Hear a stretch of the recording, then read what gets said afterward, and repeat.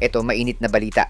What if pagsama-samahin natin ang mga players na available para makabuo ng isa pang team na pwedeng magamit ng Gilas as reserve players? Nakita nyo na ba? Ang posibleng mabuong lineup with Renz Abando, Jordan Heading, Ray Parks, tapos Jordan Clarkson as naturalized player. Tara, i-breakdown natin yan ngayong araw. Pero bago yan, like and subscribe lang mga kabady para sa latest basketball news and highlights.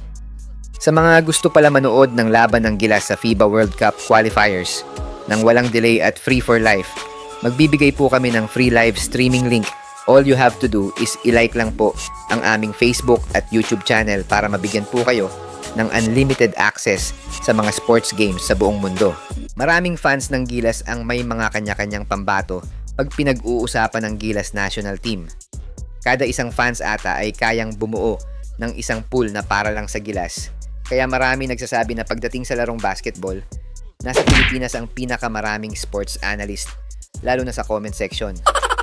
Pero kidding aside, may mga point naman ng ibang fans kung sino sa tingin nila ang may potential na players na pwedeng makatulong sa Gilas sa FIBA. Pero real talk, syempre, si Coach Team pa din naman ang masusunod at wala naman talagang bilang ang fans sa pagpili ng players na ilalagay sa Final 12. Unahin natin sa guards. Alam nating lahat na guards talaga ang nagpapaangat at nagpapakilala sa mga Pinoy sa international stage. Maraming fans talaga ang nais makita si Renz Abando na magsuot ng jersey ng Gilas. Bakit nga naman hindi? Dahil sa hustle at athleticism ni Renz, talaga namang masasabi nating deserve niya na makapaglaro sa national team. Hindi naman din isolation player si Renz. He usually plays more on defense.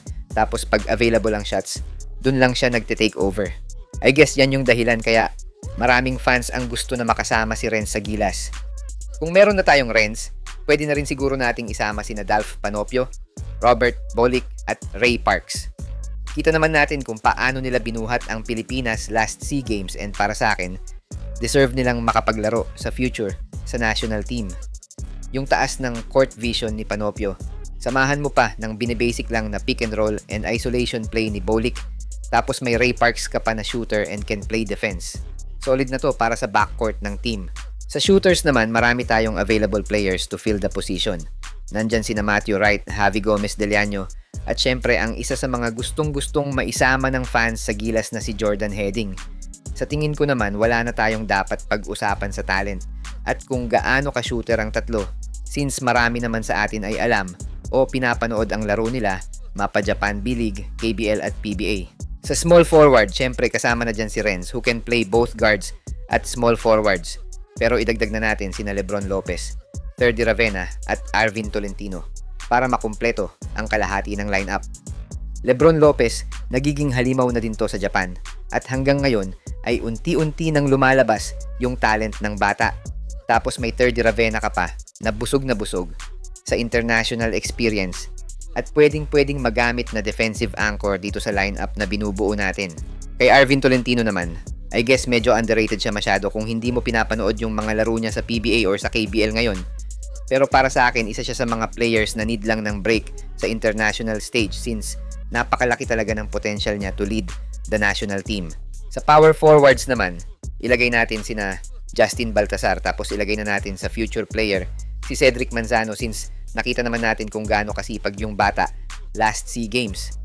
Maraming issue ang nakapaikot kay Baltasar ngayon regarding kung bakit hindi man lang siya tinatawag sa national team simula nang mawala ang Gilas developmental team ni Coach Tab. I guess kung hindi natin isasali ang issue, Justin could be one of the promising modern big man na na-produce ng Pilipinas. Sa center position, I guess we just need to select kung naturalized player ang ilalagay since available naman si Angelo Kwame. Tapos may Malik Juf pa na inaasikaso na ang naturalization but recently nga sinabi ng SBP na pang 3x3 lang si Juf. But who knows, pag need siya, baka isa siya sa mga pwedeng hilahin sa 5-on-5 event. Available pa din naman si Jordan Clarkson, tapos may mga rumors about Kamakahepa, Dylan at Ron Harper, at marami pang international prospects na pwede sa national team. Take note lang guys na hindi na natin isinama yung mga players sa pool ni Coach Team para makabuo tayo ng isang fantasy team na suggested ng mga Gilas fans. Pero para sa iyo idol, sino-sino pa ang mga players na pwedeng maging reserve ng Gilas sa future? Comment mo lang at i-breakdown natin sa next video. Siya nga pala mga idol, sa mga naghahanap ng legit na Gilas jerseys at iba pang paraphernalia ng Gilas, pwede mong i-click yung product link sa gilid ng aking mga video at makikita mo na sa kanan ang lahat ng legit stores na nagbebenta ng mga high quality merch ng Gilas. Maraming salamat mga idol!